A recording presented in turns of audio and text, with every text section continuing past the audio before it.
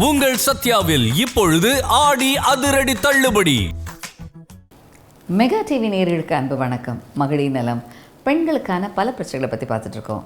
இன்று சில பெண்களின் கேள்விகளுக்கான பதில், அதாவது கிட்டத்தட்ட 3 கேள்வி வந்திருக்கு. டாக்டர், என்னுடைய மாஸ்டர் செக்கப்புக்கு போனேன், என்னுடைய வயது 26 வயது, திருமணத்துக்கு வரன் பார்த்துட்ருக்காங்க.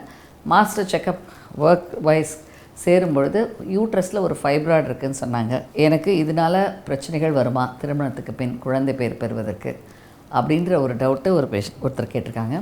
அதே மாதிரி இன்னொரு பர்சன் கேட்டிருக்காங்க, டாக்டர், எனக்கு திருமணமாகி 6 மாதம் ஆனது, அடிவேர் வலி அதிகமாக இருந்தது, இதற்காக ஸ்கேன் எடுக்கும்போது யூட்ரஸில் ஃபைப்ராய்டுன்னு சொன்னாங்க, எனக்கு கன்சீவ் ஆகிறதுல ப்ராப்ளம் வருமா, இது என்ன பாதிப்பெல்லாம் உண்டாக்கும்?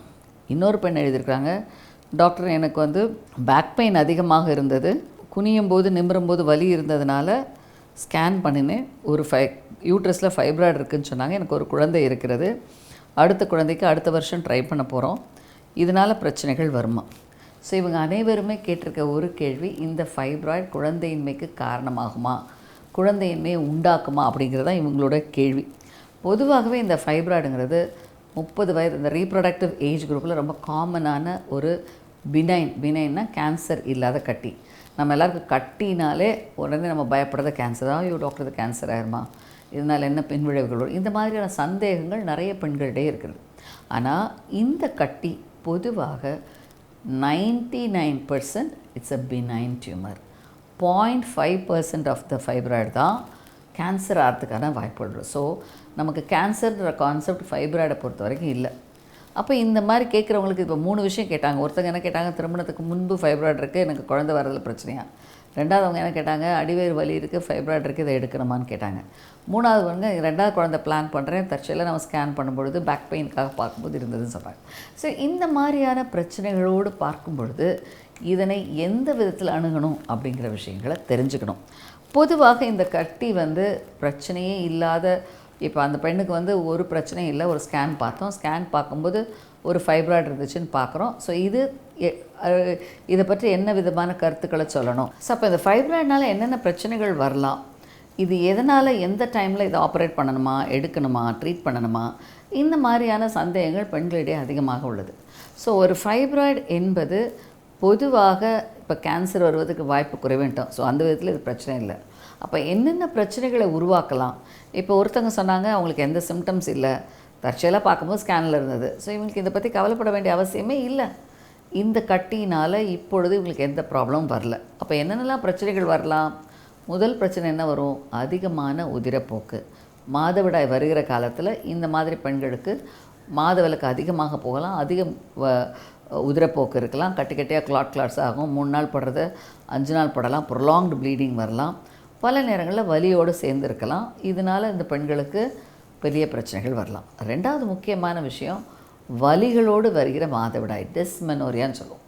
மென்சஸ் வரும்பொழுது அதிகமான வலிகள் ஏற்படலாம், ப்ளீடிங் அதிகமாகலாம், வலிகளும் அதிகமாகலாம். இதெல்லாம் சில முக்கியமான பிரச்சனைகள் இந்த கட்டியுடைய பொசிஷன்ஸையும் சைஸை பொறுத்து உருவாகிறது.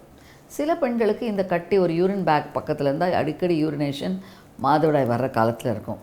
சில நேரம் கர்ப்பப்பைக்கு பின்புறத்தில் இருந்தால் மோஷன் போகிறதுல பிரச்சனைகள் ஏற்படலாம். பல நேரங்களில் அந்த பெண்ணுக்கு அந்த கட்டியுடைய பொசிஷன் ஒரு இரத்த குழாய்கிட்டையோ இல்லை நரம்பு மண்டலத்துக்கிட்டே இருந்தால் சில நேரம் பெயின் ஜாஸ்தியாகவும் இருக்கலாம். ஸோ இந்த மாதிரியான பிரச்சனைகள் இதனுடைய பொசிஷன்ஸையும் சைஸையும் பொறுத்து ஒரு பெண்களுக்கு எதிர்நோக்கிற ஒரு விஷயம். பட் சில பெண்களுக்கு பார்த்திங்கன்னா, எனக்கு தெரிஞ்சு கிட்டத்தட்ட ஒரு 36-37 பேஷண்ட்டோட டேட்டா இருக்குது என்கிட்ட.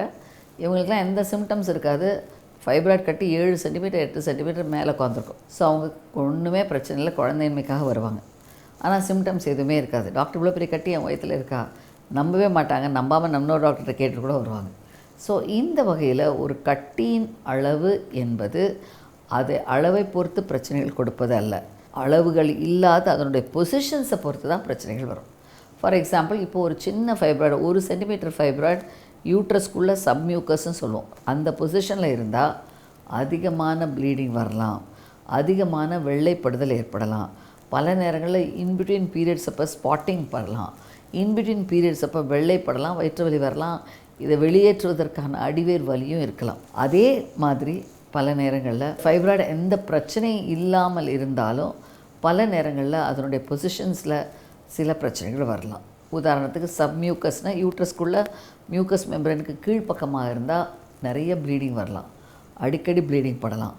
இன்பிட்வீன் பீரியட்ஸ் ப்ளீடிங் அப்போ ப்ளீடிங் அதிகமாகலாம். பல நேரங்களில் இதனால் சில குழாயில் அடைப்பாகி பிரச்சனைகளும் வரலாம். ஸோ இந்த மாதிரியான விஷயங்கள் இந்த கர்ப்பப்பையின் கட்டியை சார்ந்த ஒரு சில பிரச்சனைகளாக சொல்கிறோம். ஸோ அந்த வகையில் ஒரு சின்ன கட்டி சப்மியூக்கஸாக இருந்தால் கூட அதிகமான சிம்டம்ஸ் கொடுக்கும். அதை ரிமூவ் பண்ணால் தான் அந்த பேஷண்ட்டுக்கு ஒரு நல்ல ஒரு உடல்நிலை ஏற்படும். ஸோ அந்த வகையில் ஈவன் 2 சென்டிமீட்டர் 1 சென்டிமீட்டர் ஃபைப்ராய்ட் சப்மியூக்கஸ்னால் அதை ரிமூவ் பண்ணணும். அதை ரிமூவ் பண்ண உடனே கன்சீவ் ஆகிறதுக்கான வாய்ப்புகளும் அதிகம், கர்ப்ப காலத்தில் ஏற்படுற காம்ப்ளிகேஷன்ஸும் குறைவு. ஆனால் இதுவே ஒரு சின்ன மிளகுல உள்ள ஃபைப்ராய்ட் சப்சீரியஸ்னால் வெளிப்பக்க கவருக்கு பக்கத்தில் யூட்ரஸ்க்கு வெளியே இருந்தால் அது 1 சென்டிமீட்டர் அதை எடுக்கவே வேண்டியதில்லைம்பாங்க. எடுக்க வேண்டிய அவசியமும் இல்லை. ஏன்னா அந்த 1 சென்டிமீட்டர் உள்ள ஒரு விஷயம் பெரிய வளர்ச்சியாகும், பெரிய வளர்ந்து கேன்சராக வருன்ற மாதிரி வாய்ப்புகள் கொஞ்சம் கூட கிடையாது. ஸோ இந்த வகையில் இந்த கட்டியோட பொசிஷன், இதனோட சைஸ், இதனை வைத்து தான் பல நேரங்களில் குழந்தை பிரச்சனைகள் வரலாம். ஸோ பட் பொதுவான விஷயம்னா வலிகளும் மாதவிடாய் அதிகமாகுவது, அடிக்கடி மென்சஸ் வருவது, பல நேரங்களில் அடிக்கடி ஸ்பாட்டிங் படுவது, வெள்ளைப்படுவது, இந்த மாதிரியான விஷயங்கள். இதனோடு கூட சில பெண்களுக்கு இதிலிருந்து பரவுகிற பெல்விக் இன்ஃப்ளமேட்டரி டிசீஸ், இந்த கட்டிகள்னால சில நேரம் பெல்விக் பிஐடி இன்ஃபெக்ஷன்ஸ் இருக்கலாம். இந்த மாதிரி பிரச்சனைகள் தான் இந்த ஃபைப்ராய்டுடைய சிம்டம்ஸாக குறிக்கிறது. ஸோ இந்த வகையில் ஃபைப்ராய்டு மட்டும் இருப்பது என்பது ஒரு பெரிய பிரச்சனைகள் இல்லை. ஆனால் எந்த வகையான ஃபைப்ராய்டு குழந்தையின்மையை உருவாக்கும் அப்படின்னா, கர்ப்பப்பைக்குள்ளே இருக்கிற சப்மியூக்கஸ் ஃபைப்ராய்டு, அதாவது கர்ப்பப்பைக்குள்ளே அது எவ்வளோ சைஸாக இருந்தாலும் அதை ரிமூவ் பண்ணால் தான் கன்சீவ் ஆகும். இரண்டாவது, அந்த மசில்ஸில் இருக்கிற ஃபைப்ராய்டு ஒரு 3 சென்டிமீட்டருக்கு மேலே இருந்தாலே பல நேரங்களில் குழந்தையின்மை உருவாகலாம். கர்ப்ப காலத்தில் ஒரு காம்ப்ளிகேஷன்ஸ் உருவாகலாம். குறை பிரசவம், குறை மாத வலி, எடை குறைவான குழந்தை, நஞ்சு அதன் மேலே ஒட்டி வளரும்போது நஞ்சு பிரிதல், நஞ்சிலிருந்து ப்ளீடிங் ஆகிறது, இந்த மாதிரியான காம்ப்ளிகேஷன்ஸ் ஃபைப்ராய்ட்ஸ்னால் உருவாகலாம். பல நேரங்களில் ஈவன் யூட்ரஸ் மேலே வெளியில் பெரிய ஃபைப்ராய்டாக இருக்கும், ஆனால் எந்த சிம்டம்ஸ் இல்லாமல் கன்சீவே ஆகி வருவாங்க. ஸோ இவையும் சாத்தியம். ஆனால் பொதுவாக ஒரு கர்ப்பப்பையில் கட்டிகள் இருந்தால் இதனால் ஏற்படுற விளைவுகள் என்பது குறை மாத வலி, குறை பிரசவம், மிஸ்கேரேஜ், அபார்ஷன், நஞ்சு குறைபாடுகள் இதெல்லாம் ஏற்படலாம். ஸோ அப்போ கன்சீவ் ஆகிறதுக்கு மட்டும் இல்லை, கர்ப்ப காலத்தில் இது ஒரு காம்ப்ளிகேஷன்ஸை கொடுக்குற நிலை இருந்தால் கண்டிப்பாக இதை ரிமூவ் பண்ணணும். ஆனால் கட்டி இருக்கிற அனைவருக்கும் அறுவை சிகிச்சை என்பது தேவையல்ல. கட்டிகளோடு கன்சீவ் ஆனவங்க நிறைய பேர் இருக்காங்க. ஸோ ஃபைப்ராய்டு இருந்தால் இன்ஃபர்டிலிட்டின்ற கணக்கே கிடையாது, ஃபைப்ராய்டு கன்சீவ் ஆக முடியும். இதனால் இதை பற்றி ஒரு தவறான பய உணர்வோ, தேவையில்லாத பயத்தினால இதை செய்வோமோ அதை செய்வோமான்ற தேவையில்லாத அறுவை சிகிச்சைகளோ சிகிச்சை முறைகளோ தேவையில்லை. ஸோ எப்போல்லாம் யாருக்கெல்லாம் கண்டிப்பாக எடுக்கணும்னா, கர்ப்பப்பைக்கு உள்ளே இந்த கட்டி இருந்தாலோ, இல்லை சின்ன ஃபைப்ராய்டு ஆனால் ஃபெலோப்பியன் டியூபை பிளாக் பண்ணிகிட்ருக்கு, அதை ரிமூவ் பண்ணால் பெட்டராக இருக்குன்ற லெவலில் இருந்தாலோ, இல்லது சர்வைக்கல் ஃபைப்ராய்டு, கர்ப்ப வாயில் ஒரு கட்டி இருக்கும், இதனால் ஸ்பெர்ம் உள்ளே போகிறதுல பிரச்சனைகள் வரலாம், அதுவும் ஒரு காரணமாகவும் இருக்கலாம். பல நேரங்களில் டியூப் ப்ரெஸ் ஆகி டியூப் அடைப்பு மற்றும் இதனோடு சேர்ந்த மற்ற வித பிரச்சனைகள், பெல்விக் இன்ஃப்ளமேட்டரி டிசீஸ், எண்டோமெட்ரியோசிஸ், இவையெல்லாம் சேர்ந்திருந்தால் இந்த அறுவை சிகிச்சை முறை மூலமாக இதை எடுக்கும் பொழுது கண்டிப்பாக கருத்தரிப்பதற்கான வாய்ப்புகள் அதிகம். ஸோ அறுவை சிகிச்சை அப்படின்னோன்னா கண்டிப்பாக இந்த ஸ்ட்ராட்டஜிக் பாயிண்டில் இருந்த ஃபைப்ராய்டாக இருந்தால் கண்டிப்பாக எடுக்கணும். பல நேரங்களில் பெரிய ஃபைப்ராய்டு குழந்தை பேரை கொடுத்தா கூட அடுத்த கர்ப்பத்தை தாங்கிறதுக்கு முன்னாடி அதை எடுக்கணும். ஏன்னா பல நேரங்களில் இந்த கட்டினால் குழந்தையோட வளர்ச்சி, எடை குறைவு, தண்ணிச்சத்து குறைவு, இதெல்லாம் நிறைய பெண்களுக்கு ஏற்படலாம். ஸோ கண்டிப்பாக அந்த மாதிரியான பிரச்சனை இந்த மெக்கானிக்கல் ப்ரெஷர்னால் வருது அப்படின்னா இதை ரிமூவ் பண்ணணும். பண்ணால் தான் அடுத்து ப்ரெக்னென்சி ட்ரீட்மெண்ட்டுக்கான விஷயங்களும் கர்ப்பகால காம்ப்ளிகேஷன்ஸும் குறைவாக இருக்கும். சில நேரங்களில் இந்த கட்டியுடைய பொசிஷனில் மல்டிபிள் ஃபைப்ராய்ட்ஸ் இருக்கும்.